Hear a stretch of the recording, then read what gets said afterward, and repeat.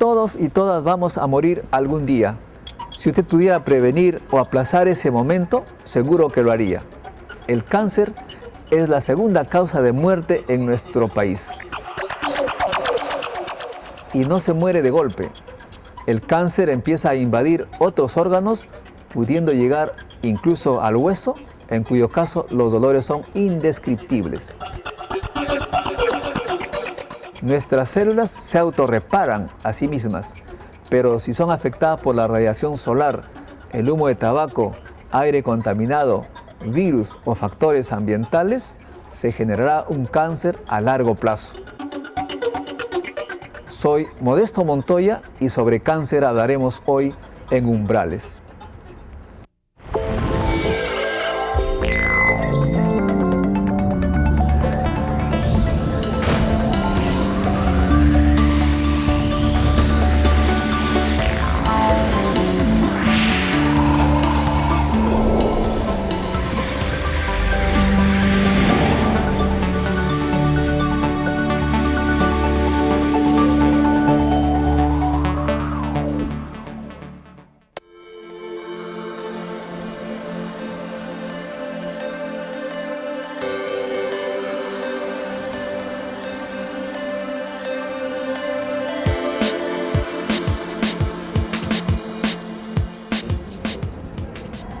Estamos en el INEN, el centro que se dedica desde hace mucho tiempo ya al tratamiento de una enfermedad que está causando muchos problemas al Perú, el cáncer.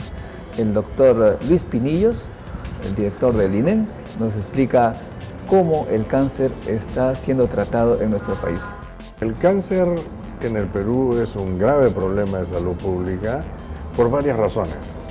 Primero, porque es la segunda causa de muerte. Segundo, porque los números de casos, esperamos anualmente un poco más de 40.000 casos nuevos de cáncer por año. El siguiente problema que ha sido identificado es que cuando el paciente llega a atenderse, llega con enfermedad avanzada.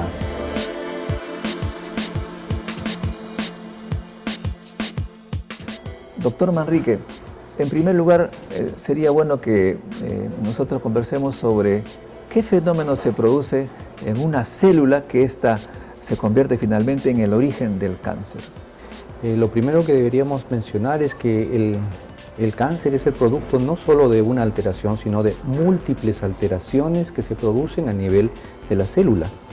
Y que estas alteraciones son consecuencia de múltiples factores que van a incidir en esta célula, y esos factores son hereditarios, es decir, yo puedo heredar una anomalía genética de mis padres y que esta a lo largo de la vida pueda expresarse generando una célula con cáncer, o en su defecto, teniendo mis células normales y mi material genético normal, este puede alterarse a lo largo de la vida. Sabemos de que toda célula tiene un núcleo y un citoplasma, que es, digamos, la parte central del corazón, es el núcleo. Afuera hay como un líquido y una membrana que lo cubre. Dentro del núcleo todas las células tienen un material genético y eso tiene que funcionar bien para que la célula funcione bien. Si nosotros le ponemos, por ejemplo, ciertos agentes que van a alterar este material genético, puede ser que esta célula degenere y así mismo se replique y esté mal y sus hijos también salgan mal. Eso se llama un cáncer. ¿Cuáles son entonces básicamente las fuentes de ese comportamiento? Por eso mencionábamos que el cáncer es una enfermedad multifactorial. Hablábamos inicialmente del aspecto genético, hablamos del agente medioambiental, aspecto viral, bacteriano, biológico, pero hay un dato que usted ha tocado y que es muy importante, y estamos hablando de estilos de vida. Es decir, cómo es que el medio ambiente puede influir, mi estilo de vida, cómo es que puede influir en el material genético que yo llevo, cómo es que lo puede dañar para iniciar una transformación maligna. Sabemos nosotros que un paso muy importante es la contaminación ambiental y dentro de ellos el abanderado de todos aquellos que pueden producir daño es el tabaco. Entonces, para todos aquellos que ustedes nos están viendo, el tabaco es el agente causal del cáncer más frecuente, es al que le podemos achacar todos los males en su mayoría. La tercera parte de los cánceres están relacionados con el consumo del tabaco. Pero además de eso vamos a encontrar algunas otras alteraciones como son los agentes de tipo alimentarios, la dieta.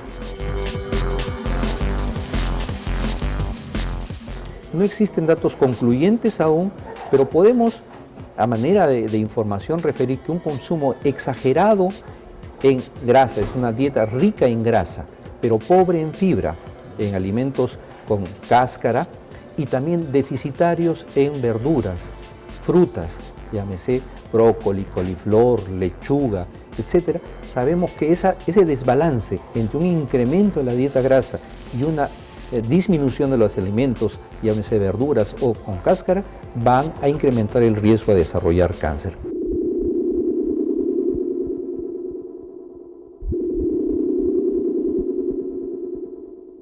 La noticia del cáncer es un evento impactante en la biografía del paciente.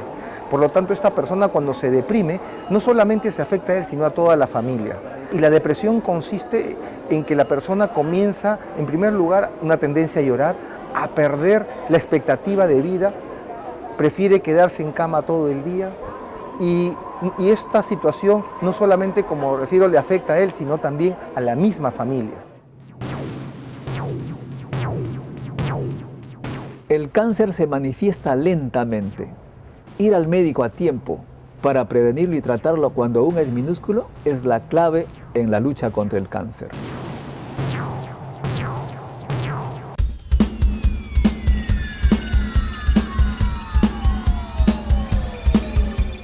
Cuando yo era chico, por así decirlo, nos enseñaban las señales de alerta del cáncer: un sangrado intermenstrual, un tumor que no baja, una úlcera que no cicatriza.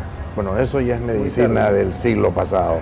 Hoy día la acción fundamental es prevención, la lucha contra el tabaquismo, la lucha contra la obesidad, la lucha contra el sedentarismo, la lucha contra la manipulación inapropiada de los alimentos, la mala combinación de esta, la lucha contra infecciones virales que puedan ser controladas, la educación sexual para evitar la promiscuidad y la transmisión del papilomavirus, y todas esas cosas están significando que hoy día cáncer tenemos que mirarlo como una enfermedad distinta. Hoy es la enfermedad crónica más curable que existe, pero en el Perú todavía estamos lejos de tener los resultados que quisiéramos.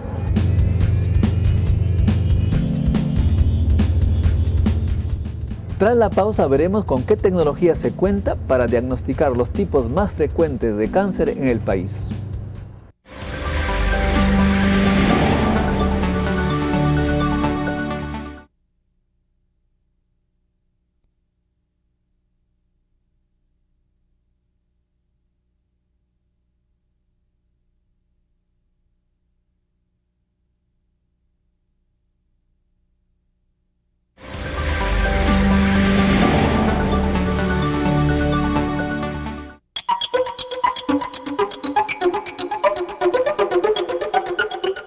...19 mujeres mueren al día por cáncer al cuello uterino. Sin embargo, este es el tipo de cáncer que mejor se puede prevenir. Existen controles rutinarios para prevenir este y otros tipos de cáncer como el de mama o el de próstata. El cáncer de mama es una de las enfermedades que tenemos en el Perú bastante difundida entre las mujeres que normalmente están por los 40 años a los 70 años. Estamos en el Centro de Diagnóstico de Cáncer de Mama con la doctora Rosa Cebrián, experta en radiodiagnóstico del cáncer. Tenemos dos grupos de pacientes, las pacientes que tienen menos de 35 años. Si tengo una paciente que tiene menos de 35 años y tiene un crecimiento o alguna alteración en la mama, debo iniciar mi estudio con una ecografía o ultrasonografía de la mama. Si la paciente tiene más de 40 años, debo iniciar mi estudio con una mamografía, ya que la mamografía puede ver microcalcificaciones que son granos muy chiquitos, muy finos, hablamos menores a 1 milímetro, de 0.5 de milímetro, que son como sal o azúcar en polvo, y eso se detecta por mamografía. Ahora las señoras tienen miedo de la radiación. ¿Qué les puede decir usted? Bueno, realmente la radiación con los equipos modernos es bastante baja. Usualmente en estar unos días en la playa tienen mucho más radiación que en realizarse un estudio de mamografía, que usualmente incluyen 4 tomas.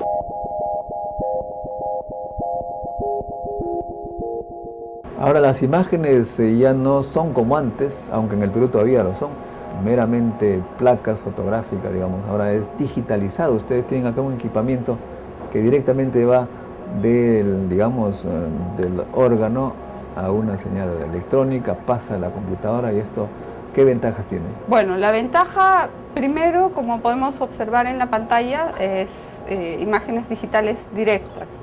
En cuanto a imagen, tenemos la ventaja que vamos a tener una imagen más clara. En cuanto a radiación, este tipo de equipos emite una radiación, depende del tejido mamario, entre 20 a 80% menor que los equipos analógicos. En cáncer de piel, los choferes, por ejemplo, de taxi, ellos paran con el brazo izquierdo fuera de la ventana todo el día y les cae el sol. Muchas veces vemos acá pacientes con cáncer de la parte del brazo izquierdo.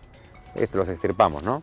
Los policías tienen que estar bien cubiertos, porque también las policías de tránsito les cae el sol en la cara y desarrollan cáncer en la cara, y eso no es cuando tienen 20, 30, 40 años, eso es después de los 60 años. Todos tenemos que hacer un examen anual de la piel. ¿Qué significa eso? Ir al médico para que el médico nos revise si la piel, si los lunares están bien o están mal. Por ejemplo, hay partes en nuestra piel que nosotros no la vemos, la espalda, por ejemplo, la zona de las nalgas, la zona de los muslos, la parte posterior, entonces la parte de la nuca no la vemos. Para darnos cuenta que una lesión en la piel puede ser cáncer, tenemos la regla del ABCD. Es bien práctica. La A de asimetría, B de borde, C de color y D de diámetro. Si tenemos las lesiones benignas, generalmente son de bordes, son simétricas, o sea, si pasamos un espejo a la mitad del lunar, digamos, por decirlo así, una mitad tiene que ser igual que otra. Eso es simetría. Si es asimétrico, o sea, si no es igual, puede ser un cáncer.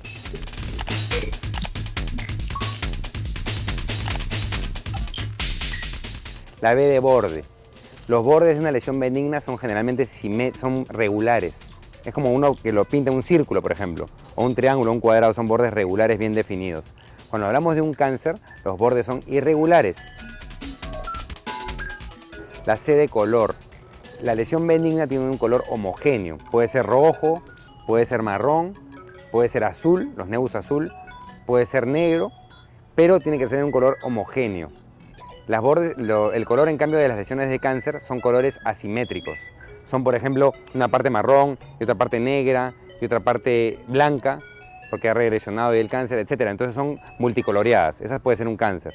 Y la D de diámetro. Generalmente las lesiones benignas tienen menos de 6 milímetros, que más o menos es el borrador de un lápiz mongol. Si tiene una lesión más grande que eso, que es más de 6 milímetros, puede ser que estemos frente a un cáncer.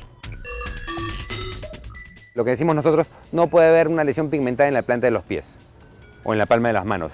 La palma de las manos y la planta de los pies es una zona que no tiene ningún lunar, no debe tener ningún lunar, sobre todo los pies. Entonces, si tenemos un lunar ahí, hay que chequearlo. Y si está un poco raro, con la regla del ABCD, hay que extirparlo.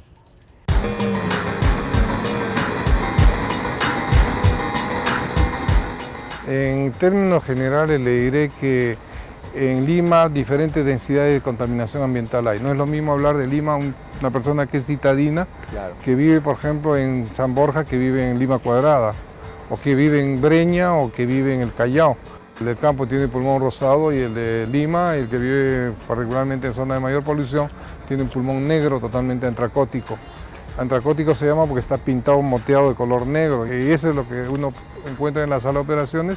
Cuando opera cáncer siempre está asociado a estos problemas que vienen vinculados de por sí.